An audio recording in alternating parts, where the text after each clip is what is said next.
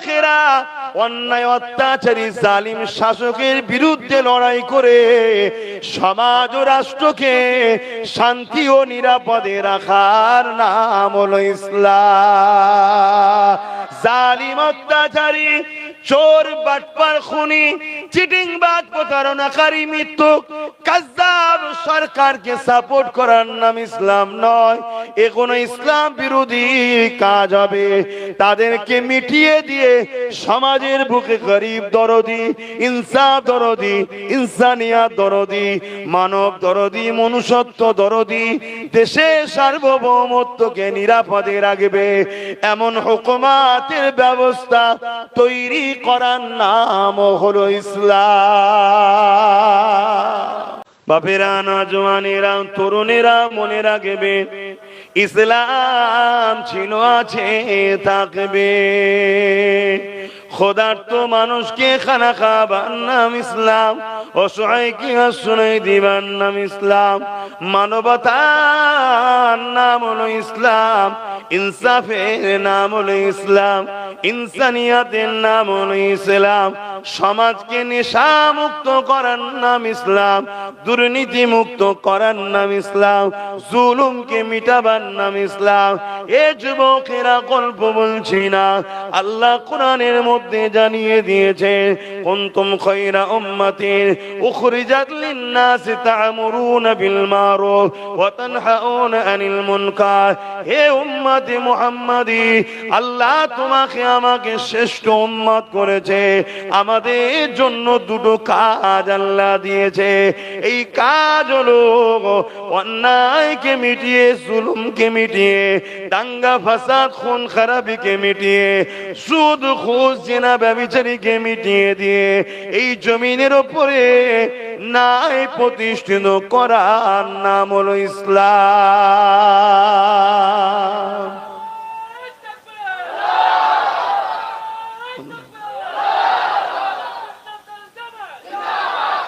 তাহলে ইসলামটা বুঝতে পারছেন তো নাকি? নামাজ ইসলামের মধ্যে, রোজা ইসলামের মধ্যে, হজ ইসলামের মধ্যে, দাড়ি ইসলামের মধ্যে, টুপি ইসলামের মধ্যে। কিন্তু নামাজ পড়ে যদি এতিমের মাল ছেড়ে খায়, ও নামাজির নাজাত নাই। দাড়ি রেখে হজ করে যদি সুদের কারবার করে, ও দাড়িওয়ালা হাজির নাজাত নাই। হজ করে রোজা রেখে সমাজের বুকে যদি ব্যাটার বিয়ে দিয়ে পণ নেয়, ওই পণের টাকা যদি খেয়ে নেয়, এ যুবকেরা ও হাজি ও রোজাদারের নাজাত নাই। অন্যায়কে মিটাবার নাম ইসলাম, ন্যায়কে প্রতিষ্ঠিত করার নাম ইসলাম। ক্ষুধার্ত মানুষের খাবার কিনে নিবার নাম ইসলাম নয়, ক্ষুধার্ত মানুষকে খানা দিবার নাম ইসলাম। হাতটাকে শোনো শোনো, এ শুনছেন তো নাকি? আমার কথাই কি আপনাদের কারো ডাউট হচ্ছে? আসেন না, কত মুফতি মাওলানা উলামা সমাজে তো ঘুরে বেড়াচ্ছে। আমাকে নিয়ে একটু বসুন, আমি বসি। যদি মনে হয় ভুল হচ্ছে, আমি তেনাকে উস্তাদ বলে কদম মসি করে মেনে নেব। আর যদি মনে হয় ঠিক আছে, আমি তেনাকেও দাওয়াত দেবো, আসুন একসাথে তাহলে ইসলাম আমরা সমাজকে শিখাই। আমরা মনে করি নামাজ পড়ে নিয়েছি, রোজা রেখে দিয়েছি, দাড়ি রেখেছি, হজ করেছি, মাদ্রাসায় যে একটু কোরআন শিখেছি, মৌলানা হয়ে গেছি, বাস।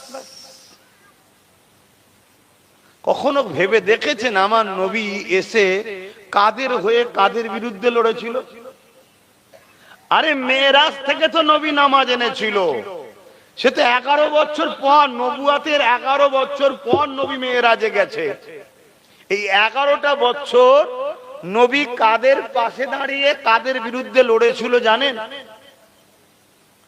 আল্লাহ নবী লড়াই করেছিল জালিম শাসকের বিরুদ্ধে, অত্যাচারী, স্বৈরাচারী, গুন্ডা, বদমাইশ, চরিত্রহীন আবু জেহেল, উতবা, সাইবা, আবু সুফিয়ান, উমাইয়া, এদিকে পারস্য, এদিকে রোম। পুরো পৃথিবীতে যত জালিম, বাটপার, বদমাইশ শাসক ছিল, যারা মানুষকে জুলুম করত তাদের বিরুদ্ধে রাসূল লড়াই করেছে, সংগ্রাম করেছে। আর কাদের হয়ে? যারা কেউ কিন্তু আল্লাহকে মানত না। শুনছেন তো নাকি? তাদের গলা তো লাত উজ্জা বলে সব ফটো ছিল, মূর্তি ছিল। আল্লাহ নবী তাদের হয়ে লড়েছে। কেন? তারা ছিল অসহায়, গরিব, মজলুম। নবী মজলুমের পাশে দাঁড়িয়েছে, জালিমের বিরুদ্ধে লড়েছে। নবীর এই মানবতা দেখে ওই মজলুম গুলো মুহাম্মদ রাসূলকে রাসূল হিসাবেও মেনে নিয়েছে। জোরে বলুন সুবহানাল্লাহ, আরো জোরে বলুন সুবহানাল্লাহ। তাহলে আমাদের কি সেই নবীর উম্মত হিসেবে উচিত নয়? সে মুসলমান মজলুম হোক, হিন্দু মজলুম হোক, আদিবাসী হোক, এসটি এসসি যেই হোক, কেউ বিপদে পড়লে তার পাশে দাঁড়িয়ে জালিমের বিরুদ্ধে লড়াইয়ে সংগ্রামের দরকার আছে না নাই? তোমার এই আখলাক, তোমার এই আদর্শ, তোমার এই ব্যবহারে আগামী দিন তারাও বলবে তোরা আমাদের লিডার হ ভাই, তোদের পাশেই থাকবো। শুনছেন না শোনেননি? এই ভয়টার জন্যই আমাদেরকে আগে শেষ করে দিচ্ছে। শুনছেন তো নাকি? কেন? জালিমরা জানে আব্বাস সিদ্দিকী যদি গরিবদের পাশে নাও দাঁড়ায়, উম্মতে মুহাম্মাদির মধ্যে হাজারো উম্মত আছে গরিব অমুসলিমের পাশে দাঁড়াবে। অতএব আগে মুসলমানই রাখবো না, মুসলমানকে আগে শেষ কর, আগে এদেরকে মার, এদেরকে ভয় খাওয়া, এদের মসজিদ ভেঙে দে, এদের মাদ্রাসা ভেঙে দে, এদের অকাপ দখল করলে এদেরকে বিভিন্ন জায়গায় কতল করার ফটো করে ছাড়, যাতে করে এরা নিজের জান বাঁচাবার জন্যই ভয়ে ছোটে। ও পাশে যে আমরা এসসি এসটি বা অন্য ধর্মের মানুষের উপরে জুলুম করব, ও সাথ দিবা তো দূরের কথা, এ নিজের জ্বালাতেই ব্যস্ত থাকবে। পরিকল্পনা মাথায় ঢুকছে না ঢোকেনি? কিন্তু শুনে রাখো বন্ধু, যারা এই পরিকল্পনা করছো, সালাউদ্দিন আইবির যারা উত্তরসূরি হবে, যারা খালিদ বিন ওলীদের উত্তরসূরি হবে, যারা ফারুক আজমের উত্তরসূরি হবে, যারা সিদ্দিক আকবরের উত্তরসূরি হবে, যারা উসমান গনির উত্তরসূরি হবে, তারা যত বড়ই আবু জেহেল শক্তিশালী হোক না কেন, তারা আল্লাহ ছাড়া দ্বিতীয় কাউকে ভয় করেনি আর করবেও না। জোরে বলুন সুবহানাল্লাহ। আজও আওয়াজ উঠছে, কিছু লোক আওয়াজ তুলছে না তো না? আরে আব্বাস চুপ করেছো তো কি হয়েছে? মানুষ কথা বলছে না বলেন? কিছু লোক তো কথা বলছে।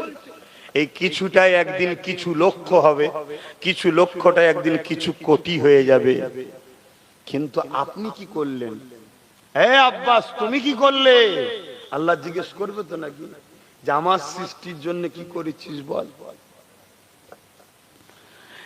একদিকে যেমন নিজের প্রতিষ্ঠানের হিফাজতের দায়িত্ব রয়েছে, একদিকে যেমন মসজিদ, মাদ্রাসা, কবরস্থান, খানকার হিফাজতের দরকার রয়েছে, অপর দিকে তেমনই আল্লাহর সৃষ্টি নারীদের উপরে জুলুম হচ্ছে, বাচ্চাদের উপরে জুলুম হচ্ছে, গরিবের উপরে জুলুম হচ্ছে। আল্লাহর সৃষ্টিগুলোকে বাঁচাবার দায়িত্ব রয়েছে। এ উম্মতে মুহাম্মাদি, আল্লাহ তো তোমাকে আমাকে কাজ দিয়েছে, তোমাকে আমাকে তো আল্লাহর সৃষ্টিকে বাঁচাতে হবে, গরিব দুঃখীদের পাশে দাঁড়াতে হবে, এতিমদের হকের জন্য কথা বলতে হবে, বিধবার মর্যাদার জন্য কথা বলতে হবে, রেপিস্টদের হাত থেকে নারীদের বাঁচাবার জন্য কথা বলতে হবে, দাঙ্গাবাজদের হাত থেকে নিরীহ মানুষগুলোকে বাঁচাবার জন্য কথা বলতে হবে। এ যুবকেরা, তরুণেরা, বাপেরা, ঠিক তেমনি সমাজের বুকে আজকে জালিমরা পাওয়ারের জোর দিয়ে ওয়াকফ কালা কানুন করে মসজিদ, মাদ্রাসা, কবরস্থান গুলোকে মিটিয়ে দিতে চাইছে।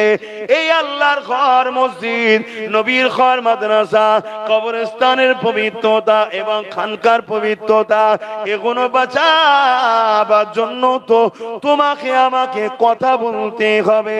এই কথা যদি না বলো, লড়াই যদি এর বিরুদ্ধে না করো, মনে রেখে দিও কিয়ামতের দিনে আল্লাহ তোমাকে আমাকে জাহান্নামে দিয়ে দেবে। কেননা ডিউটি হলে এটা অন্যায় মিটিয়ে নাই, প্রতিষ্ঠিত করো। কুনতুম খায়রা উম্মাতিন উখরিজাত লিন-নাসি তা'মুরুনা বিল মারুফ ওয়া তানহাউনা আনিল মুনকার। হাফেজ সাহেবরা রয়েছে, দেখুন কোরআনের কথা। ডিউটি তো এটাই, জান্নাত যদি চাস, কামিয়াবি যদি চাস, দুটো কাজ দিয়েছি করে আয়। প্রথম নম্বর কাজ হলো অন্যায়কে মিটিয়ে দে, নাইকে প্রতিষ্ঠিত কর।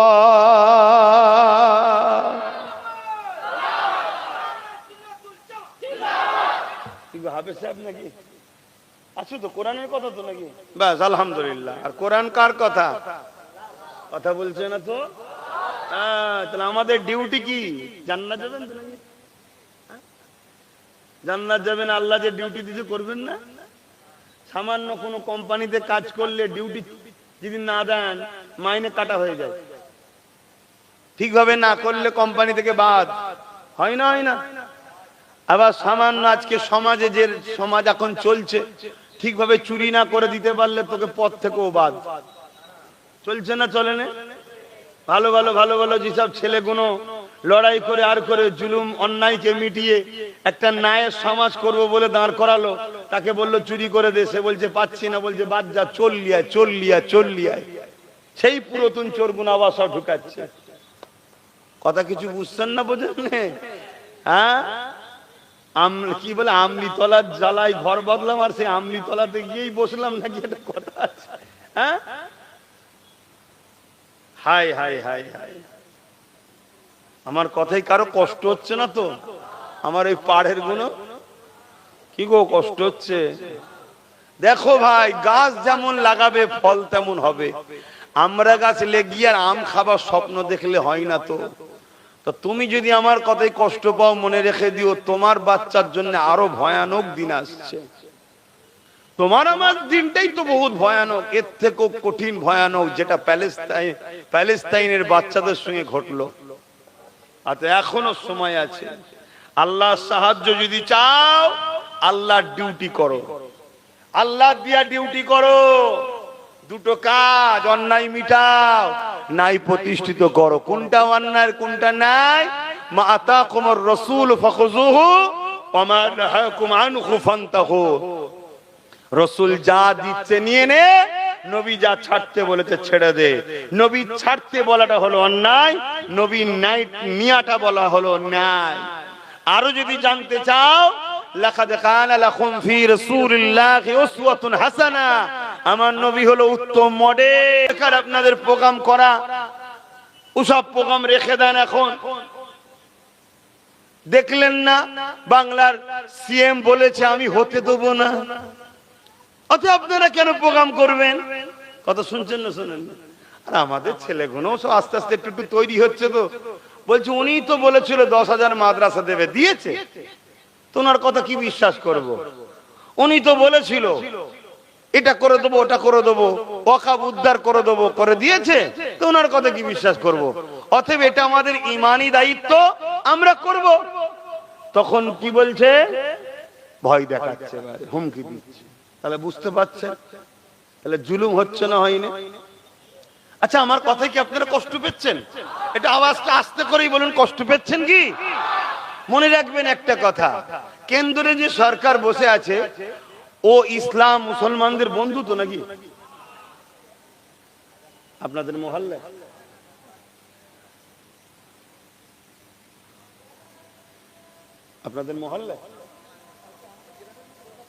আচ্ছা, মহল্লা নয় তো, এই মসজিদ নয় তো, ব্যাস। আচ্ছা, কমিটি রয়েছে এখানে, আপনারা সবাই হুড়োহুড়ি করলে হবে না, বুঝে আসছে। খেলার সময় মনে থাকে না জানের কথা, জলসা মাঠে সব মনে পড়ে জানের কথা, না? মশলা বোঝে না তো, ওই জন্য হু করে উঠে পড়ে। শোনো মন দিয়ে, এই মহল্লায় যখন আজান হবে বলবে, কমিটি বলবে, আমি তখন বন্ধ করবো, কেন এটা হক আদায় করতে হয়। কথা ঠিকই। তা আমি কি বলছিলাম, দেখো আমার নবী কি করেছে। আমার নবীকে মক্কা থেকে জালিমরা তাড়িয়ে দিয়েছিল না, দেয়নি? কথা বলেন। কাবা শরীফে নবী আমার ঢুকতে যাচ্ছে, ঢুকতে দিয়েছিল? তাহলে সেই নবীর উম্মত তোমাকে মসজিদে ঢুকতে দেবেন, এটা তো স্বাভাবিক। কিন্তু দুঃখ অন্য এক জায়গায়। দুঃখটা কি, যাদেরকে আমরা ভালোবেসে ক্ষমতায় আনছি তারাই ঢুকতে দিচ্ছে না। এইটা হলো আমাদের ভুল। সেদিন যারা ঢুকতে দেয়নি তারা প্রথম থেকেই শয়তান। কিন্তু আজকে আমাদেরকে ডিস্টার্ব করছে কারা? যাদেরকে আমরা আনছি তারা। অলরেডি বাংলায় কোরআন